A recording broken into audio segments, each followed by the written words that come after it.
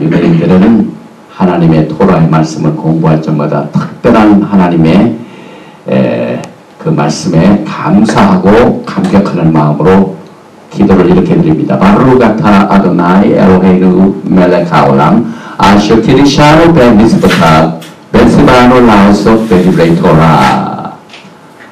영어로 기도를 하면 Blessed are you, the Lord our God, the King of the universe, who sanctified us with your commandment and command us to engross ourselves in the word of Torah. 만왕의 왕 되시고 창조자 하나님을 송축하나이다. 우리 하나님께서는 우리에게 생명의 말씀으로 성결시켜 주시고 또 일생 동안 이 말씀을 공부하고 살도록 명령을 하셔서 이 말씀에 순종하여 오늘도 하나님의 말씀을 공부합니다. 이렇게 하고 말씀을 공부합니다. 오늘은 이스라엘에 관한 메시지 중에 9번째 말씀으로 베드로와 이스라엘, 이 중요한 메시지를 오늘 지난 시간 사도 바울과 이스라엘에 이어서 오늘 사도행전 10장에서 말씀을 공부하게 됩니다. 사도행전 10장 1절부터 5절까지만 봉독을 해드립니다. 가이사라에 고넬료라 하는 사람이 있으니 이달리아 되라 하는 군대의 백부장이라.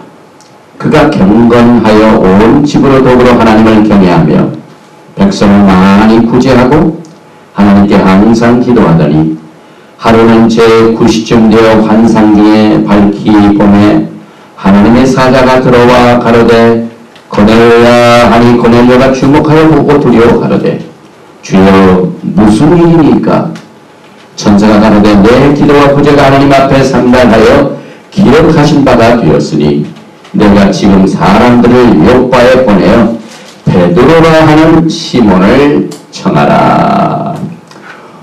오늘 우리가 9번째 이스라엘 어러지, 정말 시급하게 우리 조직 신학교에서는 가르치지 않는 이 이스라엘에 관한 메시지를 우리가 강조하는 이유는 우리 하나님께서 이스라엘 국가를 성결시키시고 얼마나 아끼시냐면은 자기 눈동자같이 이스라엘을 지키시는 하나님이기 때문에 그렇습니다. 신명기 32장 9절에 여호와의 분깃은 자기 백성이라 야곱은 그 택하신 기업이로다.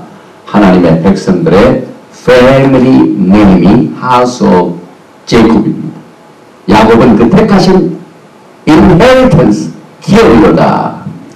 계속해서 신명기 32장 10절에는 여호와께서 그 황무지에서 짐승의 부르짖는 광야에서 만나시고 호위하시며 보호하시며 자기 눈동자같이 지키셨도다. 이게 얼마나 엄청난 하나님의 보호하심입니까? 황무지로 가든지 짐승이 공격하고 또 부르짖는 광야를 가든지 주님이 거기서 만나주십니다. 그들을 호위하시고 보호하십니다. 그래서 이 눈동자와 지키신 하나님입니다. 전성에 있는 유대인들은 어제 바미드바 민수기를 시작을 했습니다. 여기에 바미드바는 영어로 in the wilderness, 광야에서. 그리고 이 민수기를 보면은요, 하나님께서 광야에서 얼마나 축복된 말씀을 주시는지 모릅니다. 광야는 하나님의 말씀과 소리가 들리는 장소입니다. 많은 사람들이 광야 생활을 싫어합니다. 축복만을 원합니다. 그러나 하나님께서는 이 광야에서 얼마나 우리에게 말씀을 주신지 모릅니다. 그래서 이 바미드마 스피킹, 하나님께서 말씀하시다는 뜻도 거기에 속해 있습니다. 그래서 이스라엘 국가가 광야에서 엄청난 하나님의 계시의 말씀을 받게 되고 하나님의 영광이 그 성막에 쉐키나 영광으로 임한 사실을 우리가 알게 됩니다. 스가랴서 2장 8절에는 만군의 여호와께서 이같이 말씀하시되 너희를 노력한 결국으로 영광을 위해 나를 보내신 나니 무릇 너희를 범하는 자는 그의 눈동자를 범하는 것이다. 지금 이스라엘을 범하는 자는 하나님의 눈동자를 거부리는 겁니다. 하나님의 심판이 기다립니다. 우리가 이제 이 땅에 예수와의 영광의 나라가 1000년 동안 있고 난 뒤에 하늘을 보니까 하늘에서 새하늘과 새 땅, 새 예루살렘이 내려옵니다. 하늘에서 내려옵니다. 이 땅에 있는 성막도 하늘에 있는 성막의 모양이요, 이 땅에 있는 성전도 하늘에 있는 성전의 모형이요. 그런데 예루살렘도 하늘에 있는 예루살렘이 이제 땅으로 내려옵니다. 그리고 난 뒤에 그 새 예루살렘을 보니까 12문이 있습니다. 그런데 그 12문을 들어가려고 딱 가보니까 진주문인데 진주문 그 문마다 이름이 적혀있는데 많은 사람들이 Southern Baptist, PC USA, 어서구가 혹은 메토디스트, 감리교 이렇게 문들이 있는 줄 알았더니 우리가 영원토록 거할 새 예루살렘에 들어가려면 반드시 이스라엘의 12지파의 이름이 기록되어 있는 문을 들어가야 합니다. 그래서 요한이 이 영광을 봤습니다. 요한계시록 21장 1절에 보니 또 내가 새 하늘과 새 땅을 보니 처음 하늘과 처음 땅이 없어졌고 바다도 다시 있지 않더라. 또 내가 보면 거룩한 성 새 예루살렘이 하나님께로부터 하늘에서 내려오니 그 얘기한 것이 신부가 남편녀 단장한 것 같더라. 12절에 보니까 크고 높은 성곽이 있고 12문이 있는데 문에 12천사가 있고 그 문들 위에 이름을 썼으니 이스라엘 자손 12지파의 이름들이라. 그래서 우리 메시아 예수와 하마샤 예수와께서는 전 세계에 흩어져 있는 하나님의 12지파를 모으신 이유가 이것 때문에 그렇습니다. 지금 마지막 때 세를 담당하고 있는 교회의 모든 선교 사역은 메시아 하마시아의 redemptive plan, 구원의 계획을 어떻게 성취하시는가, 또 그것을 행하시는 데 있어서 그 역할이 무엇이고 사명이 무엇이고 미션 태스크가 무엇인가를 히브리 관점에서 깨달아서 이것을 깨달아야 됩니다. 우리 주님께서는 흩어진 12지파를 지금 사람을 낚는 어부를 보내서 모으시고 있습니다. 그런데 그 인물 중에 유대인이 아닌 이방인 사람 중에 하나님께서 그 사람을 낚는 어부를 보내서 그를 하나님의 사람으로 부르십니다. 이것이 이제 사도행전 10장이 베드로가 환상 중에 하나님의 계시를 받는 그 사건을 설명하는 가운데 제일 먼저 그 환상 가운데 나타나는 사람과 관련된 인물이 나오는데 그 사람이 바로 고넬료입니다. 가이사라에 고넬료라 하는 사람이 있으니 코넬리오는 이 로마 사람입니다. 유대인 아닙니다. 이탈리아나 베라는 군대 백부장입니다. 중대장입니다. 그런데 이 중대장이 그가 경건하여 온 집으로 더불어 하나님을 경외하며 온 집안 식구가 하나님을 경외하는 사람이었습니다. 또 백성을 많이 구제하고 하나님께 간구하고 기도하는 생활을 게을리하지 않았습니다. 이 개종자 프라슬라이트 이는 누구냐면은 우리가 지난 시간에 사도 바울이 눈물었을 적에 아나니아가 안수하고 기도하여 사흘 동안 눈물었던 것을 고쳐준 아나니아도 프로셀라이트 개종자입니다. 그런데 이 베드로와 엄청난 하나님의 구원의 계시를 나타내주는 이 역사적인 사건이 벌어지는 사도행전 10장에도 또 개종자 고넬료가 나타납니다. The Messianic Idea in Israel을 쓴 조셉 클라우스라는 이 유대인 토라학자는요, 그때 당시에 개종자는 거의 다 하나님의 토라의 말씀을 지키고 따른 자였다라고 기록하고 있습니다. 이방인들 가운데서도 토라를 열심히 따르고 지키는 자, 이것을 성경은 뭐라고 해석하냐면 경건하고 온 집으로 더불어 하나님을 경외하며 하나님을 경외하고 섬기는 것을 가장 피부적으로 나타내주는 행위가 하나님의 토라의 말씀을 따르는 자입니다. 이 토라를 보면은 구제가 많이 나오죠. 하나님께 기도하는 자. 그래서 이 개종자 고넬료가 이제 사도행전 10장 3절에 보니까 하루는 제90주 후에 환상 중에 밝힌 봄에 하나님의 사자가 들어와 가로되 고넬료야 하니 고넬료가 주목하여 보고 두려워하는데 주여 무슨 일입니까? 지금 이 천사 앞에서 이 고넬료가 하나님을 경외하면서 기도하는 생활 가운데 엄청난 계시를 받습니다. 이랬더니 이 천사가 가로되 내 기도와 구제가 하나님 앞에 상달하여 기억하신 바가 되었습니다.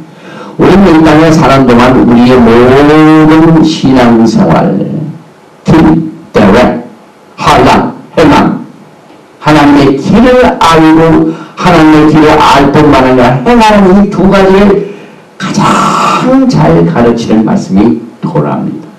그래서 그대로 행했더니 하나님께 상당히 되었습니다.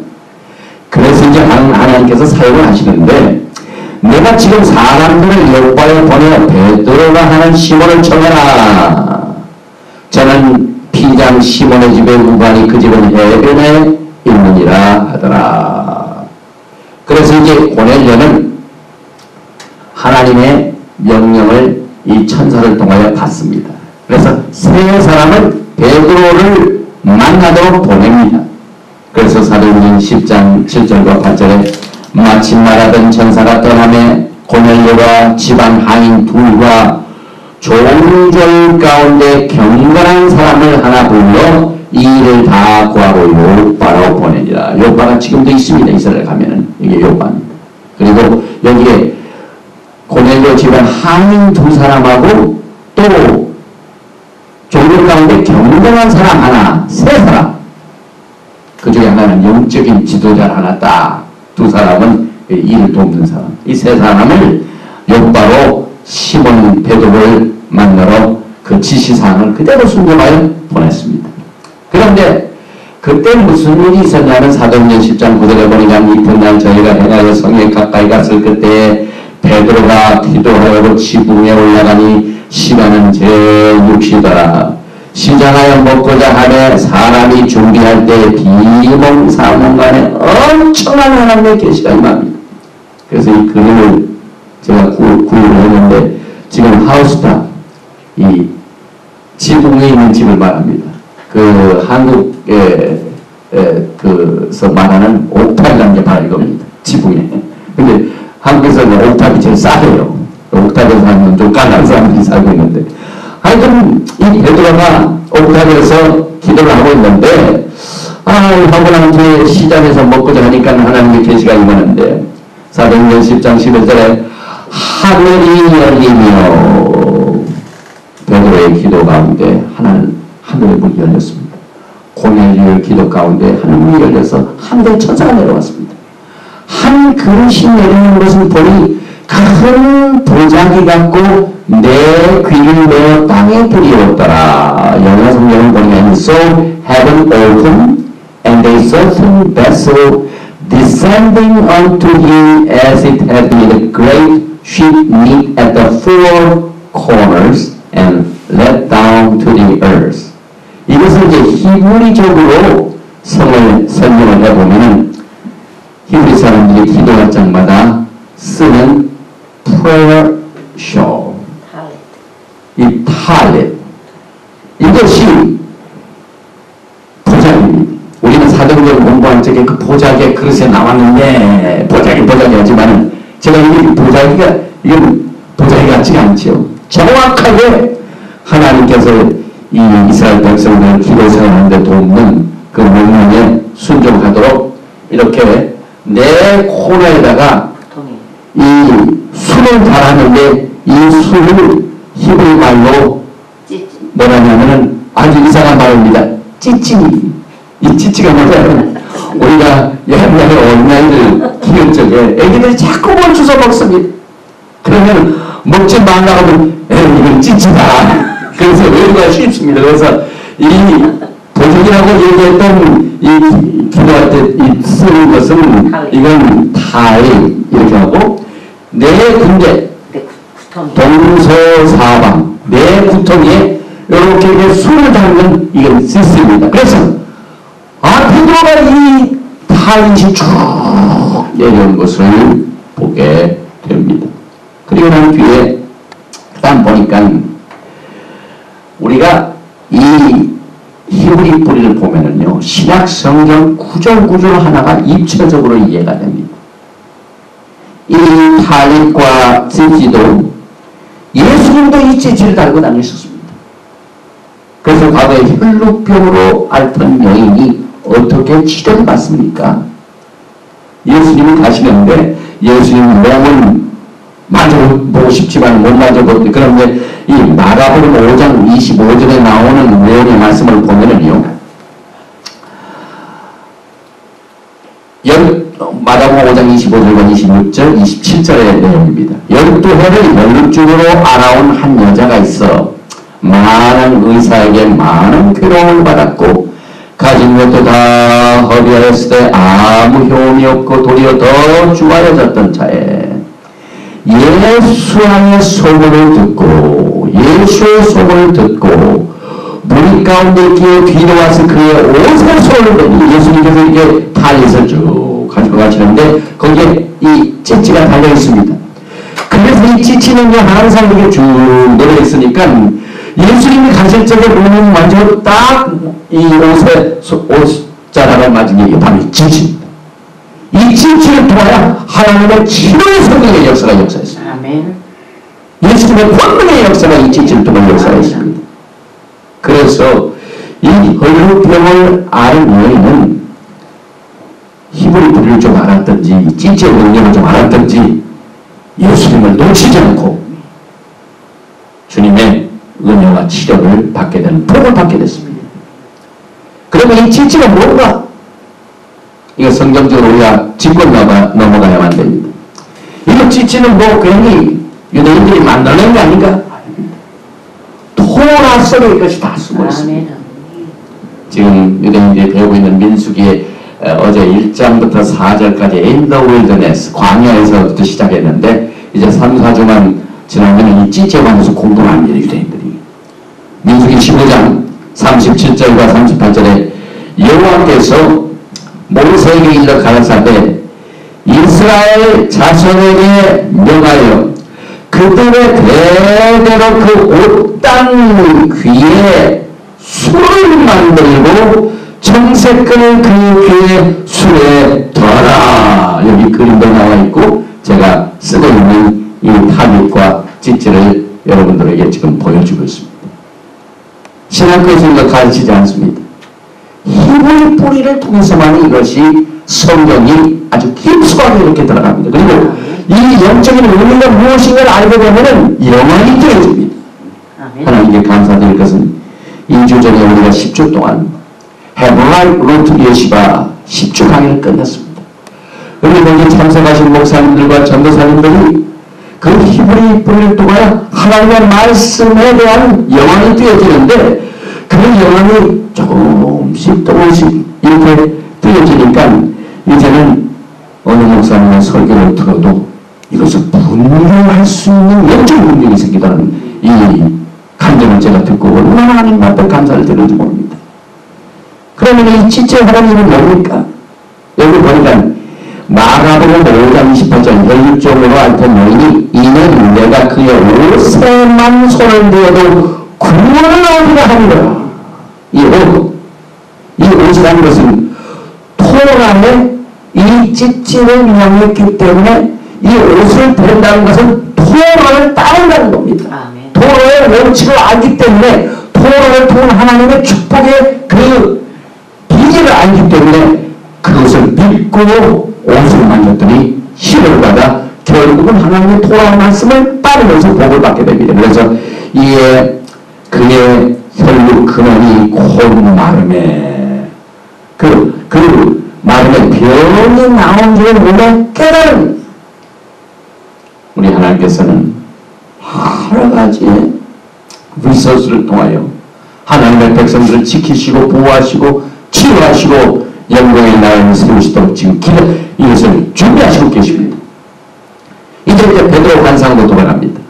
우리가 이제 보자기와 지치를 다 공부했죠. 그래서 여기 보니까요, 내 구탱이 보자기 이게 나왔는데 사도행전 10장으로 돌아가서 12절에 보니까 그 안에는 이제 베드로가 본 환상 가운데 내용인 그 보자기에 있는 문명들이 보이는데 그 안에는 땅에 있는 각색 네가 가진 짐승과 기는 것과 공중에 나는 것들이 있는데 여기 보니까 전부 먹는 음식들이 쭉 나오게 됩니다. 이 음식이 보재기 타니 속에 이렇게 쭉 내려오는 것을 환상 중에 본 이 베드로의 영적인 경험은 하나님께서 구속의 계획을 통하여 전 세계에 흩어져 있는 하나님의 백성들, 유대인들, 혹은 이방인 교회, 이 전 세계 하나님의 백성들의 모든 계획을 계시하게 한 겁니다. 그래서 우리가 지난주에는 사도행전 9장을 통하여 사도 바울이 이스라엘에 어떤 이 영향력을 가지고 있는가. 오늘은 고넬료와 이스라엘의 두 집과는 무슨 관계가 있는가 하는 사실을 공부하게 되는데 이 보재기에 나온 음식은 토라를 알아야만 이것을 알 수가 있습니다. 유대인 가정에 어린아이가 태어나면 제일 어려서부터 뭘 가르치냐면 레위기를 가르칩니다. 레위기를 보면은 하나님께 가까이 갈 수 있는 길을 배우게 됩니다. 그런데 그 중요한 말씀에 레위기 11장 7절에 보면은 하나님의 백성들이 먹어야 할 음식, 먹지 말아야 할 음식을 영적인 이 교훈과 또 하나님이 만드신 우리의 신체의 모든 구조를 아시는 창조자 하나님이 우리의 몸에 좋은 것을 먹도록 지시를 내리셨습니다. 그래서 레위기 11장 7절에 돼지는 꿀꿀이 돼지를 여기서 쭉 놨는데요. 돼지는 굽이 갈라져 쪽발이로 돼 새김질을 못함으로 너에게 부정하니 이렇게 하나님이 가르쳐 주셨습니다. 새김질을 못하는 것은 먹지 말라. 이것은 unclean, 부정하다. 또 레위기 11장 41절과 42절에 땅에 기어다니는 모든 기는 것은 가증한 즉 먹지 못할지니 곧 땅에 기어다니는 모든 기는 것 중에 배로 밀어 다니는 것이나 네 발로 걷는 것이나 여러 발을 가진 것이라 너희가 먹지 말지니 이는 가증함이니라. 하나님께서 이와 같은 것들은 가증하다라고 말씀하셨으니까 우리는 순종을 해야만 됩니다. 그런데 또 계속해서 레위기 11장 13절과 14절을 보니까 새 중에 너희가 가증이 여길 것은 이것이라. 이것들이 가증한즉 먹지 말지니 곧 독수리와 솔개와 어음과 매와 매 종류와 이와 같은 것들은 하나님께서 토라를 통하여 부정한 음식이고 또 가증한 음식이다 이렇게 설명을 해주셨습니다. 또 계속해서 레위기 20장 25절에 너희는 짐승의 정하고 부정함과 새 정하고 부정함을 구별하고 내가 너희를 위하여 부정한 것으로 구별한 짐승이나 새나 땅에 기는 곤충을 위하여 너의 몸을 더럽히지 말라. 하나님의 우리를 눈동자같이 지키시기를 원하시기 때문에 안전한 길, 이렇게 말씀으로 우리에게 계시하시고 우리를 축복해 주셨습니다. 이제 우리가 이와 같은 이 음식에 관한 것을 보면은요, 하나님의 백성들이 이제 남북으로 갈라지는 이 사건들이 솔로몬 왕국 때 벌어진 것을 우리가 누차역에서 공부를 했습니다. BC 720년에 북왕국 10지파는 아수르의 포로로 잡혀갑니다. 열왕기하 15장 29절에 이스라엘 왕 베가 때에 아수르 왕 드글랏 빌레셀이 와서 이음과 아벨벤마아가와 야노아와 게데스와 하솔과 길랏과 갈릴리와 납달리 온 땅을 취하고 그 백성을 사로잡아 아수르로 옮겼더라. 그래서 이 북왕국이 하나님의 백성이 이방인 나라에 끌려갔습니다. 포로로 잡혀갔습니다. 그런데 그들이 가가지고 하나님의 정하신 법과 토라를 따랐으면 얼마나 좋겠습니까?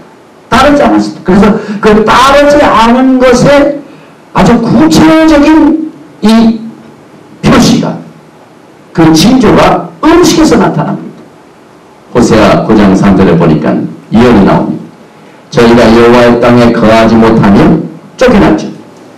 애굽으로 혹은 아수르로 쫓겨났죠. 에브라임이 애굽으로 다시 가고 아수르에서 더러운 것을 먹을 것이니라. 바벨론에 잡혀간 다니엘의 신앙의 아름다움 우리가 늘 그 모델로 삼고 또 하나님의 사람으로 우리가 여기는 것은 이 다니엘의 신앙 중에 그 왕국의 그 바벨론의 이방 나라의 그 왕중 음식이 얼마나 참 맛있겠습니까? 지금 백악관이나 청와대 가보세요. 각종 좋은 음식이 다 있습니다. 그 진수성 자연백에서 그걸 먹였는데 다니엘은 그것을 분별하고 안 먹었습니다. 왜 그랬을까요? 하나님이 너희를 통하여 그렇게 어려서부터 가르치기 때문에 그렇습니다. 그래서 호세아를 보면은 호세아는 그 아수르 땅에 잡혀간 10지파 에브라임에 관한 이 심판을 말씀하고 있습니다. 그래서 호세아 1장 2절에도 여호와께서 비로소 호세아로 말씀하시니라. 여호와께서 호세아에게 이르시되 너는 가서 음란한 아내를 취하여 음란한 자식들을 낳아라. 이 나라가 여호와를 떠나 크게 행하니라. 이에 저가 가서 디블라임의 딸 고멜을 취하였더니 저가 잉태하여 아들을 낳으매. 호세아 1장 3절과 4절 이에 저가 가서 디블라임의 딸 고멜을 취하였더니 저가 잉태하여 아들을 낳으매. 여호와께서 호세아에게 이르시되 그 이름을 이스루엘이라 하라.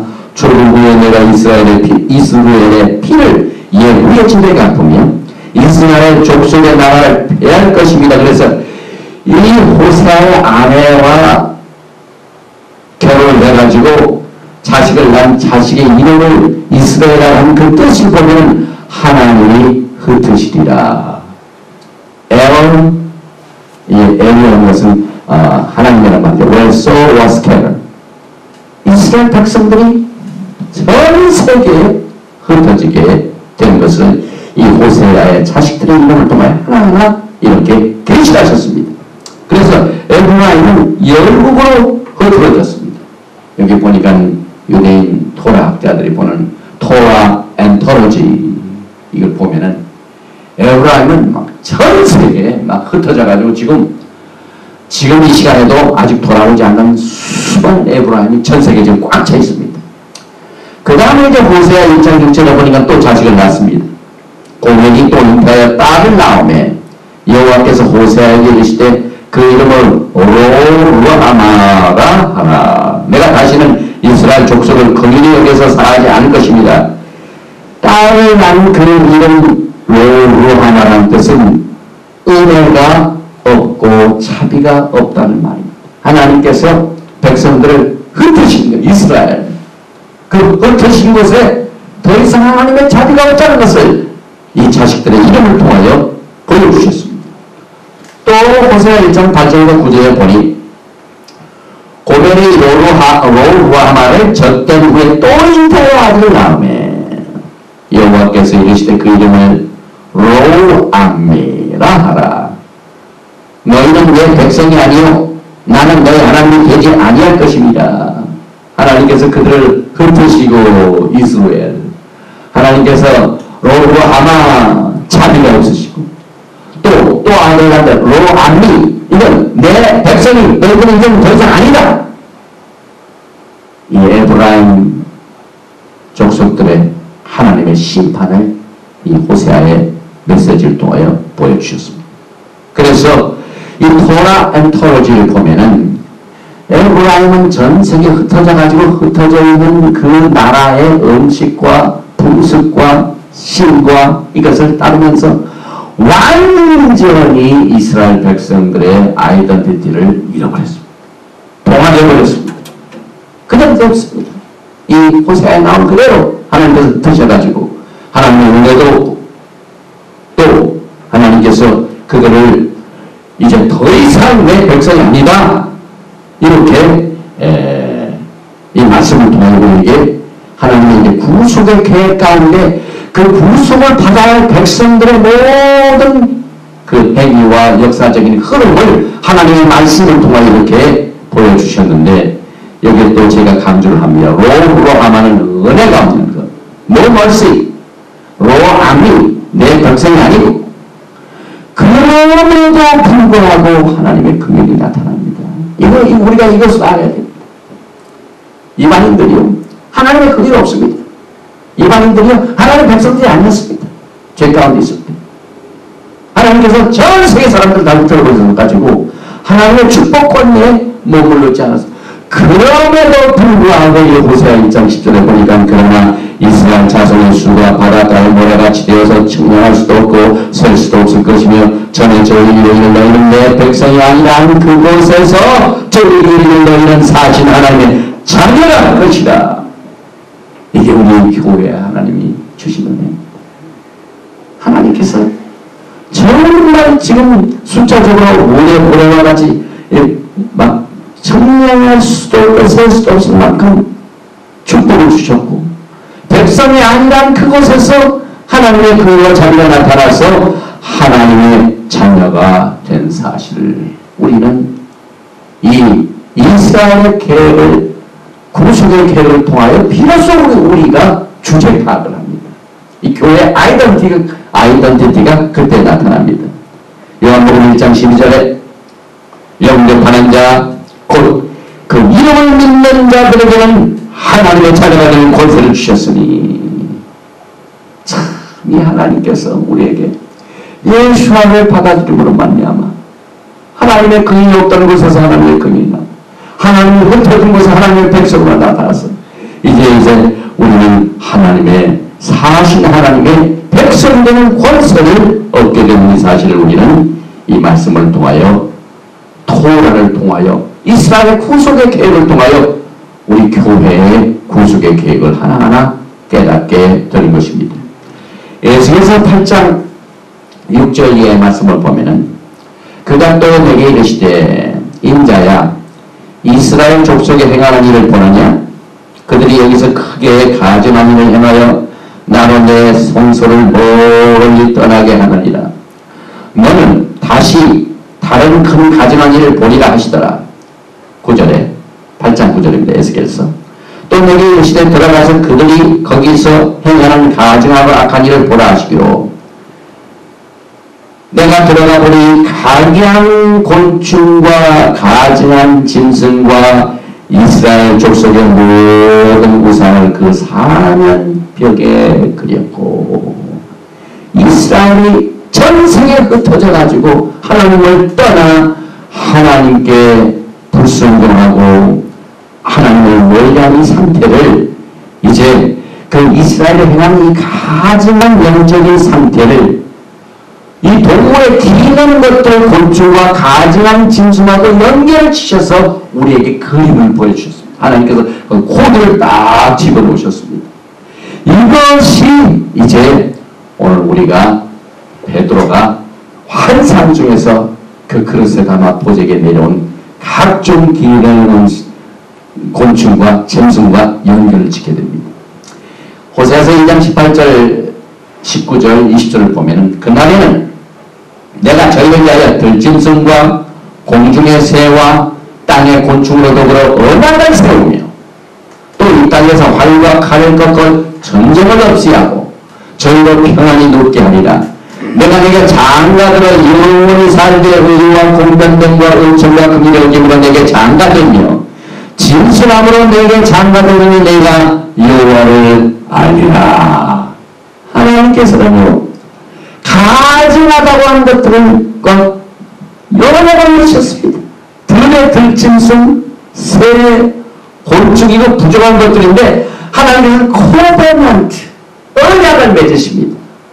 제가 이번에 선교회는 LA에 있는 졸업식에 다녀오면서 맨 마지막 날 뜻하지 않게 하나님께서 그 LA에서 크게 이 크리스찬 Marriage and Family Ministry 한 아주 유명한 장로님 한 분을 만났습니다. 그래서 그 장로님이 경영하시는 그 선교센터에 가가지고 기독교 방송 프로그램 2개, 30분 2개를 그냥 전혀 기대하지도 않았는데 그냥 저녁 밥 먹다가 그냥 갑자기 결정이 되고 그 이튿날 아침에 가서 짧은 이 30분 동안 이 토라의 회복에 관한 히브리 뿌리에 관한 메시지를 전가했는데 거기 그 사역, 그 장로님 하시는 사역이 전부 가정 사역, 깨어진 가족들 회복하는 과정입니다. 그래서 참 그 시간에 하나님께서 성령께서 뭐라고 계시냐면 창세기 1장 1절 베레시트 바라 엘로힘 엣 하샤마임 바엣 하에르츠. 창세기 in the beginning God created heaven and earth. 대초에 하나님께서 땅과 하늘을 지으시더라. 그 7단어를 설명하는 건데 제일 첫 번째 그 글이 베레시트 베이, 이것이 집이다. 그런데 하나님은 집이뿐만 아니라 그 바 보면 아들 있지 않습니까? 하나님의 아들 바 베레시트에서 베이하고 레시 바, 그 다음에 맨 끝자 탑을 보면 이 브레이트 얼굴. 하나님께서는 이 세상을 창조하신 목적을 창세기 1장 1절에서 이미 계시하셨어. 하나님의 아들과 언약을 맺어서 집을 짓고 살게 이 세상을 지으셨다. 그러니까 한성을 보니까 들짐승과 새와 곤충과 언약을 맺으셨습니다. 언약을 맺으면 긍휼이 없던 곳에 긍휼이 흐르게 됩니다. 내 백성이 아닌 곳이 내 백성입니다. 흩어진 하나님의 백성들이 하나님의 집으로 모아지는 역사가 이 언약을 통하여 나타나게 돼가지고 언약을 맺었더니 내가 장가를 영원히 살때 장가를 의와 공동됨과 은총과 긍휼을 여기고 내게 또 장가들며 진실하고 또 내가 장가들이니 호세아의 결혼은 참 인간적으로 볼 적에 정말 슬픔과 좌절과 정말 있을 수 없는 결혼이었는데 이 호세아의 가정을 통하여 하나님께서 이와 같은 것은 이 브레이트, 카버넌트, 언약으로 하나님을 위대한 긍휼과 자비의 역사가, 구속의 역사가 시작이 됩니다. 그래서 이 호세아 2장을 추석하는 이 The Messianic Idea in Israel, 조셉 크라우스너 이 토라학자는, 유대인 토라학자는요, 호세아 2장 14절과 15절 말씀이 이제 앞으로 장래의 구속, 마지막 때에 결정적으로 주님께서 영광의 나라를 세우시는 이 구속의 계획은 과거의 애굽의 구속과 같다고 선언하고 있습니다. 호세아서 2장 14절과 15절에 그러므로 내가 저를 계율하여 거친 돌로 데리고 가서 말로 일하고 거기서 비로소 저의 포도원을 저에게 주고 악을 골짜기로 소망의 문을 삼아. 이 악을 골짜기, 우리가 선교사들 찬양하는 선교 노래 중에 우리가 악을 골짜기라도 가서 복음을 전하겠나이다. 이 악을 골짜기는 이거는 정말 심판받는 곳입니다. 절망과 좌절밖에 없는 곳입니다. 그런데 이것을 소망의 문을 삼아가지고 그 문을 삼아주니 제가 거기서 응대하기를 어렸을 때와 애굽 땅에서 올라오던 날과 같이 됩니다. 애굽의 구속의 역사가 마지막 때 그대로 일어납니다. 그래서 하나님께서 계획하신 이 토라의 계획을 통해서 전 세계에 있는 하나님의 백성들을 모으는 구속의 계획을 우리가 이해할 적에요. Biblical history is biblical purpose. 성경에 나오는 역사는 앞으로 임하게 될 이런 과거에 있었던 애국의 구속의 사건이 이제 마지막 때 구속의 사건이 됩니다. 그래서 여기 이제 사도행전 10장 13절에 이제 우리가 짐승을 쭉 봤죠. 또 소리가 있으되 베드로야 일어나 잡아먹으라. 하나님께서 토라를 통하여 부정하다 음식하다 새기는 못한 거 먹지 말라 기름 거 먹지 말라 부정하다 이렇게 가증하다 하시고 난 뒤에 그 환상 중에 그렇게 훈련을 받았던 베드로가 그것을 보니까 그것을 무능할 수밖에 없죠. 그런데 음성을 보니까 하나님께서 그것을 먹으라. 이게 무슨 말입니까? 우리가 이제 사도행전 공부할 적에요. 잡아먹으라 하면은 입체감이 없습니다. 그러나 이 히브리 사상을 도하여 보게 되면요. 사실 이 사도행전 10장 13절에 잡아먹으라, 잡는다. 이 말은 짐승을 잡는다, 닭을 잡는다. 옛날 목사님들이 신방하면은 목사님 오시면은 장닭 잡죠. 아주 좋은 닭을 잡죠. 이 잡는다는 말은 죽인다는 걸 말합니다. 이 스톤 2380에 헬라어는 스로, 킬, 제사, sacrifice 말합니다. 그러니까 결국 그것이 제사물이 됩니다. 또 창세기 31장 54절에 야곱도 제사물을 먹었죠. 또 산에서 제사를 드리고 형제들을 불러 떡을 먹이니 그들이 떡을 먹고 산에서 격려하고 야곱도 그랬습니다. 그래서 여기에 제사라는 말 스트롱 2077절 보면은요 제박 이것은 sacrifice 제사 제물을 말합니다. 그래서 이 베드로가 그 가져간 음식을 먹는 것은 제물과 관련이 되어 있습니다. 여기서 잡아먹으라는 그 말을 우리가 더 구체적으로 이야기하여 레위기 3장 1절에 보면은요 사람이 만일 화목제 희생을 예물로 드리되 소로 드리려거든 수컷이나 암컷이나 흠없는 것으로 여호와 앞에 드릴지. 여기 보니까 희생 제물 예물 이것은 전부 어디서 들어가면 하나님은 저기 계신데 제물을 이렇게 가는 건 절대 있을 수가 없죠. 하나님께 예물을 드리고 제물을 드리고 하는 모든 얘기는 언제나 여호와 하나님 앞입니다. 그래서 여기 보니까 여기에 예물로 드리되 예물 그 다음에 희생을 드리되 희생을 예물로 드리되 여기 나온 희생 sacrifice 이것은 제박 히브리말로 그러나 이 제박이라는 말이 또 다음 예물하고 연결이 되는 예물은요 스톤 7133번 단어로 우리가 성경에서 많이 알고 있는 고르반 이 고르반이라면 우리가 예물 드린다. 그런데 예물 중에 특별히 화목제를 말합니다. 그래서 여기 고르반이 어디서 나오냐면 스트롱 7126번의 카랍 이 카랍이라는 말은 가까이 접근하다 앞에 다가가다 들어가다 하는 뜻입니다. 그래서 여기에 하나님 앞에 희생의 예물을 드린다는 것은 하나님 가까이 앞에 간다는 것입니다. 이것은 뭐냐면 하나님과 화목한 관계입니다. 이 민수기에 나오는 아론의 축복 기도 가운데 두 번째 기도가 뭡니까? 여호와께서 그의 얼굴을 비치사 또 세 번째 여호와께서 그의 얼굴을 너희를 향하여 드사 이게 축복입니다. 그러나 하나님께서 얼굴을 돌리시면 그건 축복이 아니라 저주입니다. 우리가 예물을 가지고 하나님 앞에 나아간다는 것은 예수와께서 우리에게 향하여 얼굴을 비치시고 얼굴을 향하여 드신 겁니다.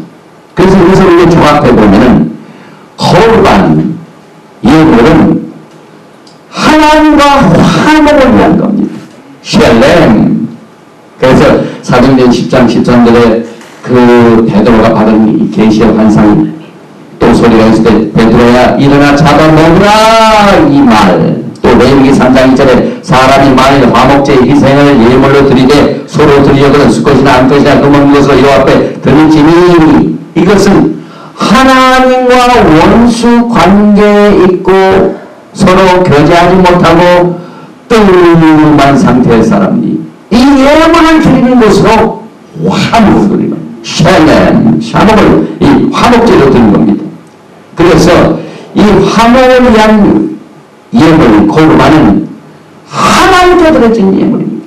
하나님을 받은 겁니다. 그래서 레위기 3장 1절에 사람이 만일 화목제의 희생을 예물로 드리되 서로 드리려거든 수 것이나 안 것이나 드는 것으로 여호와 앞에 드릴지니 그 예물의 머리에 안수하고 그 회막물에서 잡을 것이요 아론의 자손 제사장 등 그 피를 제단 사면에 뿌릴 것이며 그는 또 그 화목제 희생 중에서 여호와께 화제를 드릴지니 곧 내장에 덮인 기름과 내장에 푸든 모든 기름을 하나님 앞에 드리는 예물 고르반 이 화목제물은 하나님과 가까이 가는 접근하는 길입니다.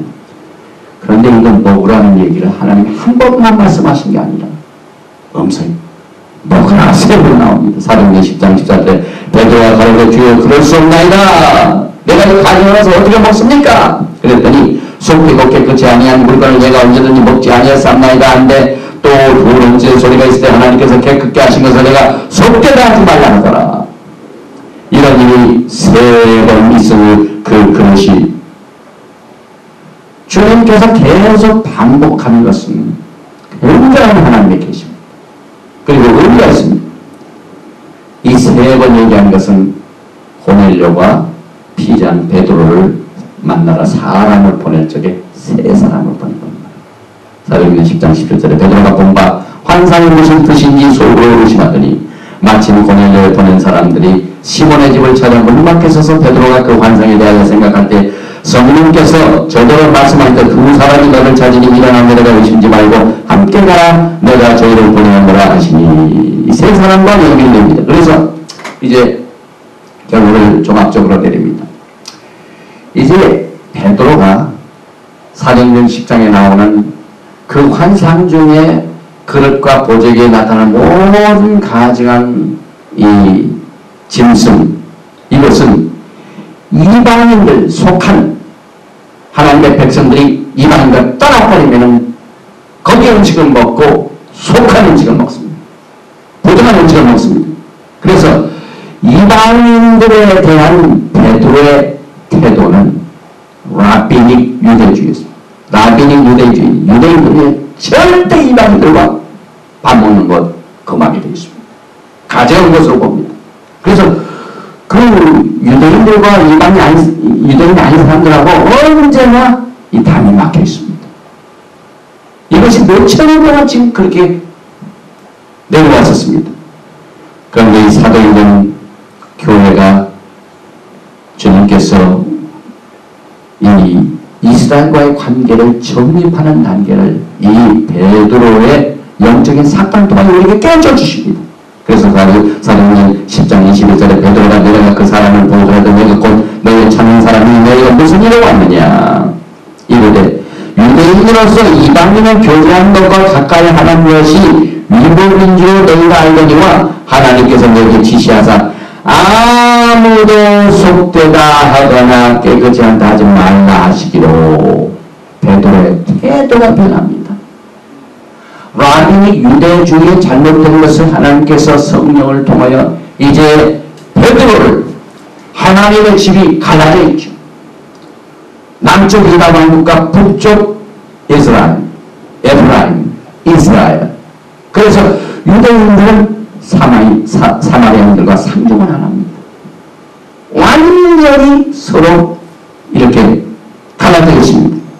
그런데 이 갈라진 것을 하나님께서 하나님의 흩어진 집을 하나로 모으십니다. 그래서 베드로 하여금 그 음식을 먹으라 하는 것은 그들과 화목제 제사를 하나님께 드림으로 포용을 하라 하는 것을 의미하게 되는 것입니다. 이래서 마지막 때 메시아 예수께서는 이스라엘 백성들, 흩어진 백성들이 이와 같은 종교적인 전통과 또 가르침과 이것을 통해 막혀있는 모든 것들을 하나님의 성령의 능력으로 토라의 말씀을 새롭게 이렇게 예수와의 구속의 계획을 통하여 문을 활짝 열어놓으십니다. 그래서 레위기 17장 10절에 모든 이스라엘 집사람이나 그들 중에 울고하는 타고인 중에 어떤 피든지 먹는 자가 있으면 내가 그 피 먹는 사람에게 진노하여 그를 백성 중에서 끊으리니. 그래서 유대인들의 코슈라는 음식이 거기서 나옵니다. 이 코슈라는 것은 하나님께서 우리 인간에게 그 안전하고 건강하고 이런 것을 구별하는 이것으로 영적인 훈련을 시켰습니다. 그래서 이 토라 주위에 그동안 담이 있었습니다. 이방인들에게는 토라가 주어지지 않았다. 유대인들에게만 받았다. 그러나 지금 마지막 때에 토라의 담이 이방인들에게 넘쳐나고 있습니다. 베드로가 그 가증한 그 짐승들을 먹기 시작하는 역사들이 지금 벌어지고 있습니다. 그래서 유대인들에게는 이방인들과 교제하지 말라는 라비닉주의가 지금 하나하나 무너지고 있습니다. 사도행전 10장 28절에 이르되 유대인으로서 이방인을 교제하는 것과 가까이 있는 것이 유법인 줄을 너희가 알거니 하나님께서 너희에게 지시하사 아무도 속되나거나 깨끗이 않다 하지 말라 하시고 하는 사건들이 지금 벌어지고 있습니다. 지금 마지막 때 이스라엘이 굉장히 급하게 되어 있죠. 그래서 유대인 중에 예수와를 믿는 사람을 다 내쫓아버렸습니다. 그러나 이제 속하다 하고 했던 것들을 지금 가까이 교제하는, 그래서 교제하는 것이 가장 두드러지는 그 표시가 뭐냐면 같이 밥 먹으면 둘이 친하다는 걸 의미합니다. 이것을 통해 하나님께서 영적인 교훈을 시켜서 하나님께서는 마태복음 4장 19절에 말씀하시는 나를 따라오너라 내가 너희로 사람을 낳는 어부가 되게 하리라. 이게 사람, 이것은 아담을 말합니다. 흩어진 하나님의 백성들을 말합니다. 그래서 이제 하나님께서 사도행전 10장을 통하여 베드로에게 준 이 비전을 정리해 보면은 예수님께서는 라비닉 유다주의, 정통과 유다주의의 예언적 역할을 맡고 있는 베드로에게, 베드로는 유대인을 상징합니다.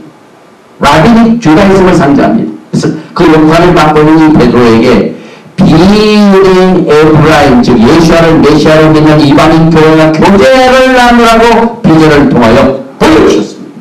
그래서 마지막 때는 이제 하나님께서 유다와 에브라임을 하나로 통일하시기 위해서 둘이 교제를 하라고 이렇게 명령을 하신 것을 베드로에게 그 음식을 먹으라 하는 것으로 보여주셨습니다. 에브라임은 예수와를 구세주로 이스라엘 하나님께 가까이 가기 위한 이 고르반을 위한 유일한 길로 믿고 있으므로, 예수님은 우리의 길이요 진리요 생명인 것을 에브라임이 믿고 있으므로 베드로로 하여금 그들이 깨끗이 못하다고 하지 말고 부정하다고 하지 말고 내가 깨끗하다고 한 것을 부정하지 말라. 다시 말하면 에브라임과 유다가 서로 화목을 위한 화목제를 드리라고 지시하신 내용이 이 환상을 통하여 정리가 됩니다. 그래서 결국 갈라디아서 2장 7절에 도리어 내가 무할례자에게 복음 전함을 맡기를 베드로가 할례자에게 맡은 것 같이 한 것을 보고, 여기서 무할례자라는 것은 에브라임을 말합니다. 할례자는 유다를 말합니다. 그래서 사도 바울은 무할례자 에브라임을 향한 사도가 됐습니다. 그런데 사도행전 10장에서는 이제는 베드로가 유대인들에게 대한 사도가 됩니다. 갈라디아서 2장 7절에 도리어 내가 바울입니다. 무할례자에게 복음 전함을 맡기를 베드로가 할례자에게 맡은 것과 같이 한 것을 보고 베드로에게 역사하사 그를 할례자의 사도로 삼으니, 이 할례자의 사도라는 것은 이건 유대인입니다. 이 할례자들에게 메시아를 알리는 이 사역으로 삼으신 이가 또한 내게는 역사하사 나를 이방인 에브라임 속한 정직을 먹는 돼지고기를 먹는 사람들에게 복음을 전하라고 사도로 삼으셨느니라 하는 사실을 갈라디아서 이렇게 말씀하고 있습니다. 결국 하나님의 두 집, 유다의 집과 에브라임의 집은 이제 둘 다 토라를 따는 날이 곧 옵니다. 고린도전서 7장 18절 19절에 할례자로 부르심을 받은 자가 있느냐. 이 할례자는 건 유대인들로 부르심을 받은 자가 있느냐. 무할례자가 되지 말며 유대인들이 예수와를 믿기 위해서는 이방인 될 필요가 없습니다. 무할례자가 될 필요가 없습니다. 되지 말며 무할례자로 부르심을 받은 자가 있느냐. 우리가 지금 무할례자와 마찬가지입니다. 에브라임에 속합니다. 그래서 에브라임으로 부르심을 받았느냐. 예수와를 믿기 위하여 유대인이 될 필요가 없다.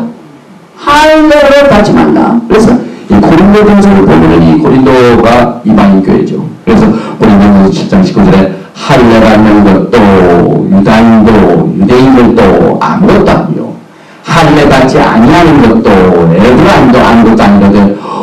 오직 하나님의 토라를 지킬다는 흩어진 두 하나님의 집, 유다의 집과 에브라임의 집이 하나님의 토라의 말씀을 따른 것으로 하나님의 백성으로 이렇게 계시하시고 인도하시고 구속하시고 이제 결국 주님께서는 이렇게 흩어진 하나님의 백성을 다 토라로 통일시켜 주의 영광의 나라를 다스리시게 될 것입니다.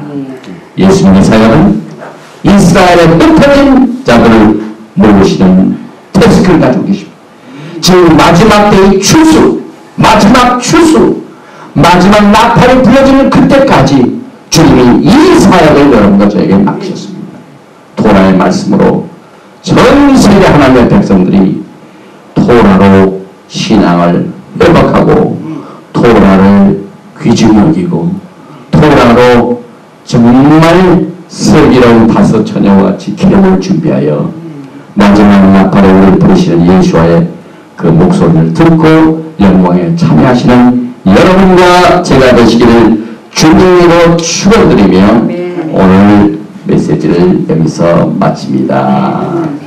예수와 하마시아